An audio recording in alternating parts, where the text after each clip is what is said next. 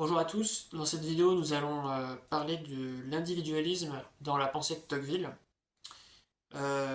Individualisme qui est en fait le pire des maux de la démocratie. Voilà. Pour être tout à fait direct, c'est la pire chose, c'est le pire des défauts de la démocratie. Alors dans la première vidéo, on avait discuté de le risque que la démocratie et que la progression toujours plus importante de l'égalité des conditions convergent vers certaines formes de dictature. Et on avait vu que Tocqueville concluait en expliquant que ça ne servait à rien d'aller à rebours de cette marche quasi providentielle de l'égalité des conditions, et qu'en fait il fallait plutôt chercher à faire sortir la liberté de la démocratie. Et ce qu'on va voir ici, c'est que le frein le plus puissant euh, à l'émergence de cette liberté démocratique, en fait, c'est l'individualisme. Et à contrario, l'adjuvant le plus puissant pour faire en sorte que la démocratie devienne une dictature où les citoyens sont dociles, malléables et complètement aveugles à leur destin, c'est encore une fois l'individualisme. Alors, je reprends une citation de Tocqueville qu'on avait évoquée à la fin de la première vidéo, qui me paraît enfin, elle est quasiment suffisante en fait, hein, pour toute la vidéo. Vous pouvez vous arrêter, vous pouvez vous arrêter à cette citation si vous voulez, mais on va quand même discuter un peu après. Mais donc c'est la suivante. Je veux imaginer sous quel trait nouveau le despotisme pourrait se produire dans le monde. Je vois une foule innombrable d'hommes semblables et égaux, qui tournent sans repos sur eux-mêmes pour se procurer de petits et vulgaires plaisirs, dont ils emplissent leur âme. Et là, passage important, chacun d'eux retiré à l'écart, et comme étranger à la destinée de tous les autres, ses enfants et ses amis particuliers forment pour lui toute l'espèce humaine. Quant au demeurant de ses concitoyens, il est à côté d'eux, mais il ne les voit pas. Il les touche et ne les sent point. Il n'existe qu'en lui-même et pour lui seul, et s'il lui reste encore une famille, on peut dire du moins qu'il n'a plus de patrie. Voilà, donc chapitre 6 de la partie 4, donc dernière partie du deuxième tome de la démocratie en Amérique. Quelle espèce de despotisme les nations démocratiques ont-elles à craindre? Bon là, ce passage, il est absolument, il est fondamental, fondamental. En fait, tout est intéressant dans ce passage. Alors, on va commenter, on va discuter de l'individualisme. Je voulais juste faire un parallèle avec un livre que je suis en train de lire qui s'appelle L'archipel français de Jérôme Fourquet. Et je trouve qu'il y a un parallèle intéressant à faire, justement parce que j'ai pas encore tout lu hein, dans l'archipel français, mais une des thèses, en tout cas au début du livre de Jérôme Fourquet, c'est de dire que justement la société française évolue vers un archipel parce que dans cette forme de communautarisme où les communautés sont de plus en plus détachées les unes des autres. La société est de plus en plus fragmentée, elle est de plus en plus archipélisée. Et un archipel, c'est un ensemble d'îles qui est séparé par des mers, donc qui sont plus ou moins inaccessibles les unes aux autres. Et je trouve qu'il y a vraiment un parallèle entre justement ce passage de Tocqueville où on dit que les gens sont de plus en plus individualistes, et là, vraiment, si on reprend les citations, retirés à l'écart, étrangers à la destinée de leurs concitoyens, c'est exactement ça, c'est une forme d'archipélisation où les gens vivent en communautés distinctes et se soucient guère en fait de l'avenir commun de leur nation et de leur culture et de leur civilisation en fait. Et je ne vais pas trop détailler là-dessus parce que Fourquet, bah, voilà, il y a beaucoup de données. Alors peut-être que je ferai une vidéo sur l'archipel français, je sais pas. Mais il commence par expliquer ça par, enfin, c'est un des facteurs, mais par la dislocation de la matrice catholique de la société française. Et justement, l'intérêt d'une matrice, c'est quelque chose qui relie les gens, en fait. Et ça, on en parlera dans la quatrième vidéo. Pour le coup, je parlerai de la religion en démocratie. Mais voilà, je voulais faire ce parallèle parce que c'est finalement, qu'on soit au 19e siècle ou qu'on soit au 21e siècle, il y a cette idée qu'on évolue vers une société qui est de plus en plus individualiste, qui est de plus en plus archipélisée, qui est de plus en plus communautariste, et une société qui est aussi fragmentée ne peut pas faire société, entre guillemets. Elle peut pas, enfin, elle est beaucoup plus fragile et c'est beaucoup plus facile de la dominer. Parce qu'il n'y a aucun des groupes qui va être... ou alors les groupes s'unissent entre eux, mais du coup justement ça refusionne. Mais une société qui est fragmentée comme ça, elle est forcément vulnérable à des pouvoirs plus forts qu'elle. Et c'était un peu la conclusion que j'avais à la fin de la première vidéo. Voilà, donc pour revenir à cette citation qui est vraiment très intéressante, c'est qu'elle définit l'individualisme, quelque part. Mais on va aller un peu plus loin, on va la caractériser. Notez quand même que je trouve qu'il y a des choses, encore une fois, assez pertinentes dans cette citation. Quand on dit, quand on dit par exemple, l'individualisme n'existe qu'en lui-même et pour lui seul, et s'il lui reste encore une famille, on peut dire qu'il n'y a plus de patrie. Quelque part, la mondialisation, c'est ça en fait. La mondialisation, c'est il n'y a plus de patrie. Il n'y a plus de patrie, il n'y a plus d'identité nationale. S'il lui reste encore une famille, c'est-à-dire que Tocqueville, il va même jusqu'à supposer qu'à un moment donné, et c'est là où il est vraiment visionnaire, il y a peut-être un moment donné, dans l'évolution des sociétés démocratiques, même l'idée de famille va être challengée et contestée. Et aujourd'hui, force est de constater quand même que le modèle familial euh, est quand même pas critiqué par tout le monde, mais on voit que il y a quand même une certaine forme de pensée politique, mais pas que, sociologique, qui remet en cause le concept de famille. Et il y a beaucoup de gens qui disent justement la famille, c'est justement un lien, c'est une contrainte, etc. Alors que la famille, normalement, c'est ce qui a structuré les sociétés, c'est ce qui a permis c'est la première forme oui, de communauté, mais en même temps d'entrer dans la société. Et donc même ça, en fait, même cette communauté originelle, cette communauté qu'on pensait indivisible, même ça, ce truc-là est attaqué aujourd'hui. Donc voilà, donc première citation qui est assez intéressante et qui suffirait à définir l'individualisme, mais je vais quand même aller un peu plus, pas aller forcément un peu plus loin, mais caractériser un peu plus les choses. Alors, voilà, donc l'individualisme, alors déjà, quelques petites précisions. L'individualisme, c'est pas l'égoïsme. C'est important de faire la distinction parce que, effectivement, l'égoïsme, c'est une passion humaine, alors que l'individualisme, c'est plus un sentiment, c'est plus une caractéristique sociétale, c'est plus un sentiment tout à fait réfléchi, intériorisé, qui consiste en fait à un repli sur soi et sur ses proches. Un individualiste, c'est quelqu'un qui ne se soucie que de lui, de son bien-être, mais aussi des gens qu'il fréquente, et en fait qui va pas plus loin. Et l'individualiste, c'est important de faire la distinction avec l'égoïste, c'est que un individualiste n'est pas forcément égoïste. C'est-à-dire qu'il peut être tout à fait gentil, bienveillant avec les gens qu'il connaît, avec les gens qui partagent les mêmes idées, euh, et notamment lorsqu'en fait cette générosité, cette bienveillance peut être affichée devant tout le monde. Parce que là, alors là, il rayonne, quoi. Euh, c'est la vertu, il affiche sa vertu. Mais donc c'est une sorte d'hypocrisie, bien sûr. Mais dès qu'il s'agit de penser à quelque chose qui va au-delà de son propre périmètre, de sa propre communauté, euh, on parlait tout à l'heure de la nation, on parlait tout à l'heure de la civilisation, on parlait tout à l'heure de la culture, on pourrait parler des affaires publiques, de la politique. Dès qu'il s'agit d'aller au-delà de ça, alors en fait l'individualiste s'en fout complètement. C'est ça l'individualisme. Et en fait l'individualiste, faut comprendre, c'est qu'il n'est pas non plus... Enfin, en apparence, il n'est pas... mais on va voir qu'en réalité il l'est, mais en apparence, il n'est pas apolitisé parce qu'il va avoir des opinions politiques qu'il va afficher devant tout le monde. Mais en réalité, les seules opinions politiques que l'individualiste va afficher, c'est celles de la majorité. En fait, en gros, l'individualiste, il va être totalement conformiste parce que ça lui apporterait beaucoup trop de soucis et de tracas de faire autrement.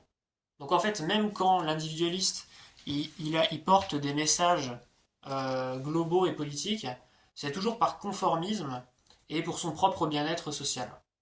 Parce que ça contribue au bien-être d'être comme tout le monde et d'avoir les idées que tout le monde partage. Et l'individualisme, en fait, ce qu'il faut comprendre, c'est que c'est un trait de caractère général des démocraties. On est tous plus ou moins, je pense, individualistes, peut-être certains plus que d'autres, mais c'est quand même une caractéristique générale. Alors, on peut encore caractériser l'individualisme. Tocqueville, il parle beaucoup dans son livre d'amour du bien-être matériel. Alors, l'amour du bien-être matériel, c'est un peu un corollaire de l'individualisme. Euh, et moi, j'ai envie de dire que finalement, là, on rentre vraiment au fondement de ce que c'est que l'individualisme. Mais pour moi, l'individualisme, si vraiment on devrait vraiment le définir par une expression, l'individualisme pour moi c'est la recherche privilégiée du bien-être matériel. Il faut vraiment peser tous ces mots. Alors déjà le bien-être matériel, effectivement, c'est le confort, c'est la tranquillité, c'est le plaisir, les jouissances diverses et variées. C'est ça, le bien-être matériel, globalement, c'est le confort et la jouissance. Le plus souvent, d'ailleurs, c'est quelque chose qui est apporté par la richesse. Pas toujours, on peut très bien on n'est pas besoin d'être millionnaire ou milliardaire pour jouir de certaines choses, mais globalement, le bien-être matériel, c'est quelque chose qui s'accroît avec la richesse des individus. C'est d'ailleurs pour ça que les individualistes cherchent à s'enrichir parce qu'ils ont envie d'augmenter leur confort et leurs jouissances diverses et variées. Mais en fait, c'est pas tellement le problème, c'est pas tellement le fait de chercher le confort, le bien-être matériel, parce que là on pourrait dire mais c'est normal de vouloir le confort, c'est normal de vouloir le bien-être matériel, c'est un truc qui est normal. En fait, c'est pas tellement ça le problème. Le problème, c'est que ça devient un truc privilégié. En fait, c'est la recherche à tout prix et privilégiée du confort. Le problème, c'est que ce truc-là, cet amour du confort et du bien-être matériel, ça devient carrément la quête principale des individus. Ça devient une quête existentielle qui efface tout le reste. C'est ça le problème. Euh, c'est pas le fait que les gens recherchent le plaisir ou la richesse. C'est le fait que cette recherche devienne vraiment la priorité, si ce n'est la seule chose que recherche un individu. Et d'ailleurs, donc voilà ce que dit Tocqueville sur le sujet. Ce que je reproche à l'égalité, ce n'est pas d'entraîner les hommes à la poursuite des jouissances défendues, c'est de les absorber entièrement dans la poursuite des jouissances permises.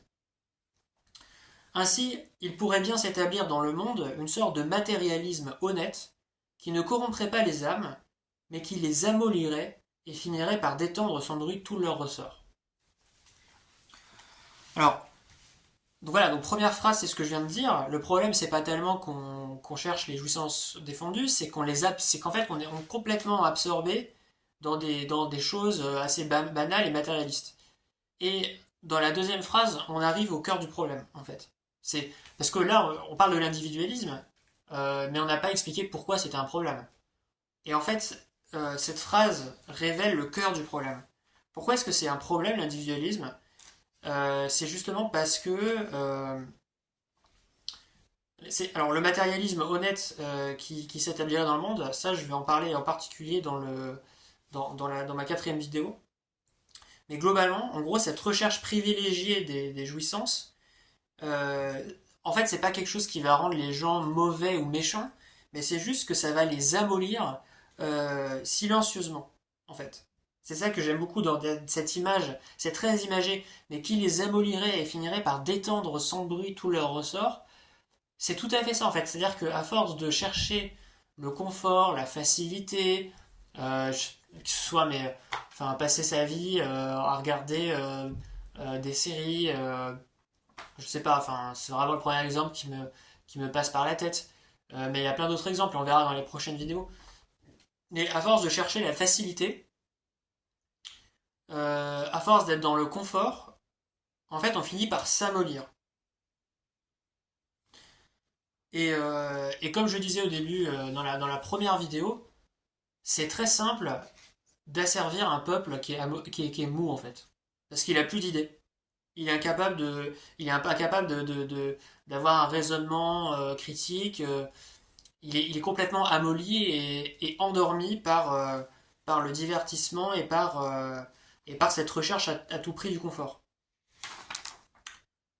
Et en fait, c'est là où l'individualisme est un problème, c'est que l'individualisme, ça crée en fait une masse de citoyens qui devient finalement indifférent à la politique, parce que vous pouvez pas à la fois chercher le bien-être matériel et passer votre temps à faire en fait à succomber à des divertissements divers et variés d'un côté, et de l'autre euh, avoir une véritable démarche d'implication politique. Au-delà de simplement avoir des idées reçues, c'est ce qu'on a déjà discuté dans la première vidéo sur le conformisme, mais en gros, parce que au-delà d'avoir des idées reçues sur la politique et de dire ce que tout le monde dit. C'est-à-dire qu'à un moment donné, je dirais que pour vraiment s'intéresser aux affaires communes et à la politique, il faut sortir de l'individualisme. Il faut s'intéresser aux autres, il faut vraiment faire une recherche, il faut vraiment faire une recherche, un effort sur soi-même. Euh, et d'ailleurs, et pour aussi, il y a un autre facteur qui est évident, c'est que plus les gens sont occupés dans leur divertissement, moins ils ont le temps, en fait, ils ont moins le temps, ils ont le temps de réfléchir sur l'avenir de leur pays. Ils ont beaucoup moins de temps à ça. C'est juste mécanique, en fait. Euh, et ça, je pense que c'est. Mais ça, on pourrait dire, mais ça fait quand même très longtemps que c'est comme ça. Et pourtant, le modèle originel de la démocratie, pour moi, c'est l'agora dans la société démocratique grecque, en fait, à Athènes. C'est les citoyens qui se réunissent en assemblée et qui délibèrent des affaires. Pour moi, c'est ça la démocratie. Parce que quand on a un système où en fait les gens, grosso modo, la seule chose qui les intéresse, c'est l'élection du président de la République tous les 5 ans. Donc en fait, ils sont appelés aux urnes pour l'élection principale tous les 5 ans. On va voir, bon, effectivement, il y a une petite exception récente, mais quand c'est vraiment ça la seule implication politique forte des citoyens, mais on se dit, mais où est la démocratie? Où est la démocratie? On n'a pas de. Enfin, si on veut vraiment parler de démocratie, il faut vraiment beaucoup plus réimpliquer les gens dans la politique. Il faut faire en sorte, et c'est là un peu l'idée que je veux, la conclusion, enfin l'enseignement et le message que j'ai envie de porter de cette vidéo, et qui est justement un antidote à cet individualisme et au fait que les gens n'ont plus rien à de tout ce qui les transcende et de tout ce qui est commun, c'est qu'il faut arriver à beaucoup plus solliciter les citoyens sur les affaires politiques. Et c'est pas acceptable que le seul truc intéressant ce soit l'élection présidentielle tous les 5 ans. Et encore, même cette élection présidentielle, je vous afficherai peut-être à l'image les graphes.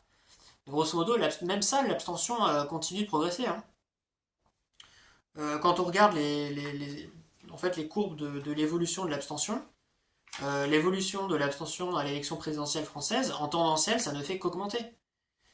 Alors les législatives, comme pour les européennes, il y a une petite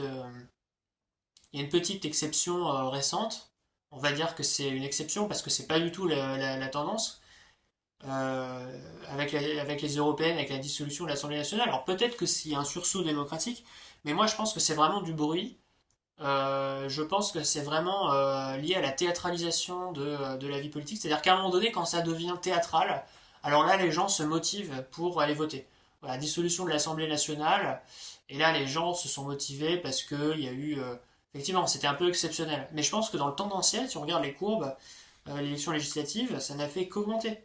En 2017, on était voilà, à 51%, au premier tour à 57%. Vous imaginez, ça n'a fait qu'augmenter depuis, grosso modo, les années 90.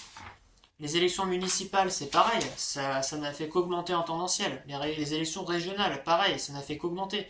En 2021, il y avait 2 tiers des Français qui ne votaient pas aux élections régionales. Alors peut-être que les élections régionales ne servent à rien, j'en sais rien. Le débat se pose, mais les élections municipales, par exemple, bon, après, il y a eu le Covid, effectivement, en 2020, et il y a eu effectivement bon, le Covid, ça a été une exception, mais même avant le Covid, on voit que tendanciellement, ça n'a fait qu'augmenter. Les départementales, ça n'a pas fait qu'augmenter, mais c'est déjà très très haut. C'est déjà très très haut. On est à 40-50% d'abstention. Et les élections européennes, il y a effectivement une exception récente, effectivement, mais ça reste quand même relativement haut en tendanciel. Et donc ce que je veux dire, c'est que rien que par cette analyse des taux d'abstention, quand on regarde ces taux d'abstention, on se dit, mais est-ce que c'est bien normal que dans certaines élections, il y ait un Français sur deux, voire deux Français sur trois qui ne s'intéressent pas à l'élection? C'est pas. Alors, est-ce que c'est pas démocratique? Parce que les gens vont dire, c'est pas démocratique qu'il n'y ait pas suffisamment de gens qui votent. Et en fait, c'est vrai que, arrivant à un cas limite, imaginons qu'il n'y a plus que 1% des Français qui votent. Est-ce que ce serait vraiment démocratique? En fait, on pourrait se dire, bah, le résultat ne reflète pas le choix de la population, mais en fait, une démocratie a le chef qu'elle mérite. Et si 99% des citoyens décident de ne pas voter, j'espère qu'on n'arrivera jamais à là, bah écoutez, ça veut dire que les gens sont complètement indifférents et qu'ils méritent d'être dirigés par n'importe qui, parce que 1% des gens auront voté. Donc il n'y a pas de. Si vous voulez, il n'y a pas de paradoxe, il n'y a pas d'anti-démocratie, c'est juste que la démocratie finit par se dissoudre d'elle-même parce qu'elle n'en a plus rien des affaires politiques. C'est ça qui est en train de se passer. Et ça, c'est vrai pour le taux d'abstention, mais c'est vrai pour beaucoup de thèmes indépendants de la démocratie. Alors, je voulais juste citer aussi, parce que j'ai tombé là-dessus euh, quand j'avais fait quelques recherches, parce qu'il y a eu un rapport pour l'Assemblée nationale sur l'abstention. Et un rapport qui visait à faire une mission d'information visant à identifier les ressorts de l'abstention et les mesures permettant de renforcer la participation électorale. Et voilà, je vous cite juste un passage de ce rapport qui expliquait que loin de se cantonner à la France, la baisse de la participation électorale gagne la quasi-totalité des démocraties occidentales. L'étude de ce phénomène appelant dans ce cadre une comparaison élargie aux autres pays. Donc ça, c'est un phénomène qui est systémique. Voilà, donc ce que je veux dire, c'est que il faut, euh, il faut vraiment, c'est vraiment super important, je pense, de combattre cet individualisme et cet amollissement et même un petit peu ce côté conformisme et aussi ce côté parce que encore une fois, je l'ai dit aussi dans la première vidéo, euh, il y a des contestations. Il y a des contestations. On a eu les gilets jaunes, on a des contestations sur la réforme des retraites. Les gens, il y a pas, en fait, il n'y a pas de problème sur le fait que les gens se mobilisent, les gens font des grèves, etc. Mais c'est pas totalement satisfaisant. Je pense qu'au-delà, il faut aller au-delà de juste laisser la possibilité, et encore dans certaines limites, aux citoyens de manifester. Je pense il faut sortir de ce cycle un peu déplorable où les gens, la seule action qu'ils font, c'est se plaindre. Il faut donner des responsabilités, beaucoup plus de responsabilités aux individus. Alors je ne sais pas comment le faire, je ne sais pas comment le faire, mais je pense qu'une solution, effectivement, ce serait de réimpliquer d'une manière ou d'une autre les citoyens à la vie politique. Ça pourrait être à l'échelle locale, par exemple. Bon, dans une grande ville, c'est compliqué, mais ça pourrait être à l'échelle d'un arrondissement. Et au-delà des grandes métropoles, ça pourrait être dans les communes lorsqu'elles sont petites. Mais il faut arriver à trouver un système, ça pourrait se baser sur le numérique, j'en sais rien, mais il faut arriver à trouver un système où on force les gens à avoir des responsabilités beaucoup plus fréquentes qu'un bulletin tous les 5 ans dans leur vie politique. Il faut les impliquer, il faut les responsabiliser, il faut qu'ils fassent des choix, il faut qu'ils votent, il faut qu'ils discutent entre eux, et il faut vraiment qu'il y ait cette responsabilité. Je ne sais pas vraiment comment l'organiser, mais je pense que c'est vraiment la clé je pense que pour redonner de la vitalité à la démocratie. Donc un autre exemple de cette importance d'impliquer les citoyens dans les affaires publiques. Donc là, je vous passe un autre passage de Tocqueville, qui est dans un chapitre qui s'appelle Quels sont les avantages réels que la société américaine retire du gouvernement de la démocratie? Et en particulier une sous-partie qui s'appelle De l'esprit public aux États-Unis. Mais il arrive quelquefois, dans la vie des peuples, un moment où les coutumes anciennes sont changées, les mœurs détruites, les croyances ébranlées, le prestige des souvenirs évanoui, et où, cependant, les lumières sont restées incomplètes et les droits politiques mal assurés ou restreints. Les hommes alors n'aperçoivent plus la patrie que sous un jour faible et douteux, ils ne la placent plus ni dans le sol qui est devenu à leurs yeux une terre inanimée, ni dans les usages de leurs aïeux qu'on leur a appris à regarder comme un joug, ni dans la religion dont ils doutent, ni dans les lois qu'ils ne font pas, et effectivement ce ne sont pas l'ensemble des citoyens qui font les lois, mais simplement une représentation, ni dans le législateur qu'ils craignent et méprisent. Ils ne la voient donc nulle part, pas plus sous ses propres traits que sous aucun autre, et ils se retirent dans un égoïsme étroit et sans lumière. Ces hommes échappent aux préjugés sans reconnaître l'empire de la raison, ils n'ont ni le patriotisme instinctif de la monarchie, ni le patriotisme réfléchi de la République, mais ils se sont arrêtés entre les deux, au milieu de la confusion et des misères. Que faire en un pareil état? Reculer. Mais les peuples ne reviennent pas plus aux sentiments de leur jeunesse que les hommes au goût innocent de leur premier âge. Ils peuvent les regretter, mais non les faire renaître. Il faut donc marcher en avant et se hâter d'unir aux yeux du peuple l'intérêt individuel à l'intérêt du pays, car l'amour désintéressé de la patrie fuit sans retour. Et là, on vient aux pistes. Alors là encore, vraiment, si on repasse sur cette citation, elle est vraiment... c'est exactement ça aujourd'hui. C'est... je sais pas comment dire, c'est vraiment... c'est visionnaire, quoi. Et donc là, on en vient ensuite aux pistes que Tocqueville propose. Je suis assurément loin de prétendre que pour arriver à ce résultat, on doive accorder tout à coup l'exercice des droits politiques à tous les hommes, mais je dis que le plus puissant moyen, et peut-être le seul qui nous reste, d'intéresser les hommes au sort de leur patrie, c'est de les faire participer à son gouvernement.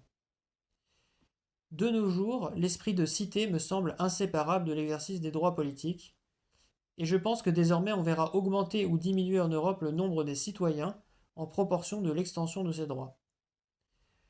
D'où vient qu'aux États-Unis, où les habitants sont arrivés d'hier sur le sol qu'ils occupent, où ils n'y ont apporté ni usage ni souvenir, où ils s'y rencontrent pour la première fois sans se connaître, où, pour le dire en un mot, l'instinct de la patrie peut à peine exister, d'où vient que chacun s'intéresse aux affaires de sa commune, de son canton, et de l'État tout entier comme aux siennes mêmes. C'est que chacun, dans sa sphère, prend une part active au gouvernement de la société. L'homme du peuple, aux États-Unis, a compris l'influence qu'exerce la prospérité générale sur son bonheur, l'idée si simple et cependant si peu connue du peuple. De plus, il s'est accoutumé à regarder cette prospérité comme son ouvrage, il voit donc dans la fortune publique la sienne propre, et il travaille au bien de l'État non seulement par devoir ou par orgueil, mais j'oserais presque dire par cupidité. Et c'est exactement ce que je disais quand je disais qu'il faut aligner l'individualisme avec, avec l'implication dans l'État. Parce que l'individualiste reconnaît que même en s'impliquant dans les affaires politiques, qu'elles soient locales ou à plus grande échelle, mais en particulier locales, il comprend que c'est dans son intérêt, en fait, de s'impliquer dans ces sujets.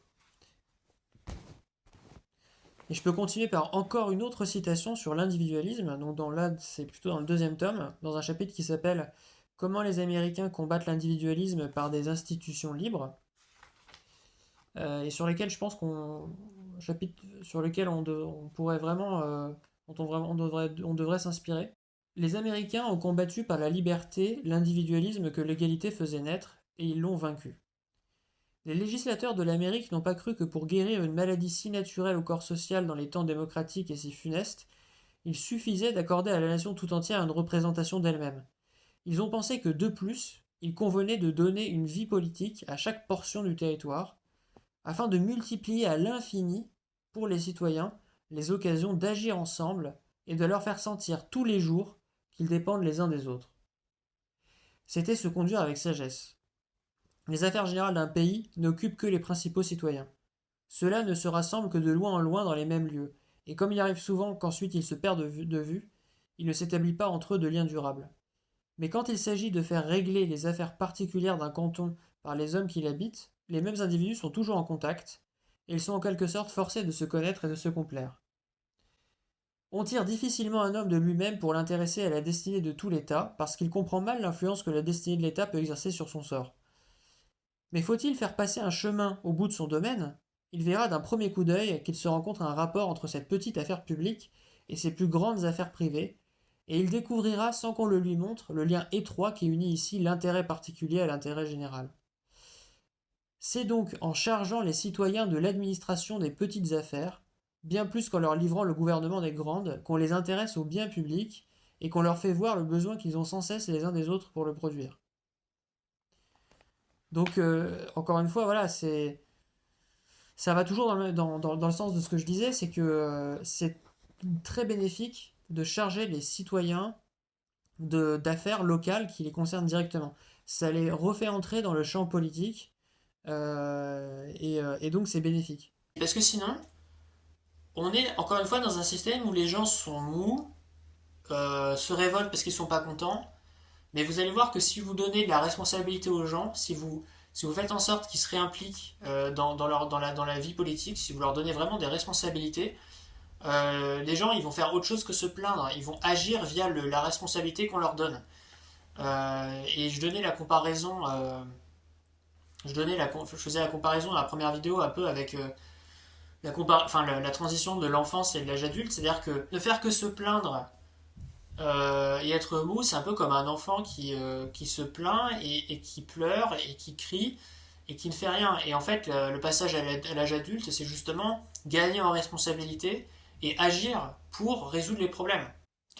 Et souvenez-vous, justement, on avait vu une citation très proche de cette idée dans l'épisode 9, il me semble, où on parlait du nouveau despotisme. Il y avait un extrait de citation qui était assez intéressant, justement, qui était, en parlant de l'État, de la puissance de l'État, il ressemblerait à la puissance paternelle si, comme elle, il avait pour objet de préparer les hommes à l'âge viril. Mais il ne cherche au contraire qu'à les fixer irrévocablement dans l'enfance. Il aime que les citoyens se réjouissent pourvu qu'ils ne songent qu'à se réjouir. Donc autrement dit, c'est ça un petit peu le risque, c'est vraiment la métaphore de l'enfance et quelque part de l'individualisme et de la désimplication de la vie politique.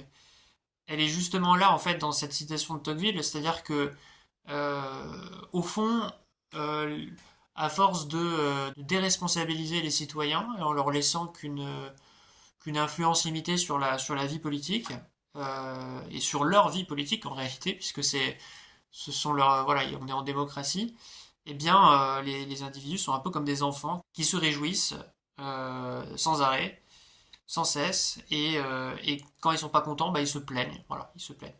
Et effectivement, je pense qu'on peut dire aussi que il serait un père, un vrai père, s'il préparait les citoyens à la responsabilité, à l'âge viril, en leur donnant des responsabilités. D'où mon idée que c'est quand même un, un thème super important, je pense, pour que la démocratie reste une vraie démocratie. Et je pense que c'est vraiment fondamental de faire en sorte que les citoyens adoptent une autre posture par rapport aux affaires publiques que juste se plaindre. Euh, et c'est aussi pour ça que dans son livre, Tocqueville prône la décentralisation administrative. Par rapport, alors attention à ne pas confondre centralisation administrative et centralisation gouvernementale. Quand Tocqueville prône la décentralisation administrative, il prend pour exemple les institutions américaines au début, enfin au XVIIIe siècle, et il explique qu'en fait, il y a beaucoup de citoyens qui sont... enfin, il y a énormément de fonctionnaires territoriaux, entre guillemets, mais il y a beaucoup de gens qui occupent... Alors je ne sais pas si c'est d'ailleurs exactement des fonctionnaires, mais il y a beaucoup de citoyens qui ont des rôles à l'échelle de leur cité, en fait, de leur commune. Et beaucoup d'affaires sont gérées à l'échelle locale. Et ça, d'ailleurs, ça ne s'oppose pas au fait qu'il y ait une centralisation gouvernementale pour les sujets qui ont trait à l'ensemble de la nation. Mais le fait de tout centraliser, en fait, quelque part, ça déresponsabilise énormément les gens, et je trouve que c'est pas bénéfique.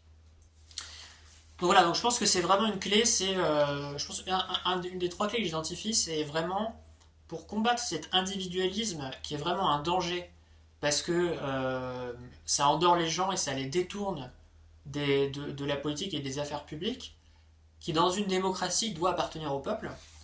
Pour vraiment lutter contre cet individualisme et réintéresser les hommes aux affaires publiques, je pense qu'il faut trouver un système où on les réimplique dans les affaires publiques.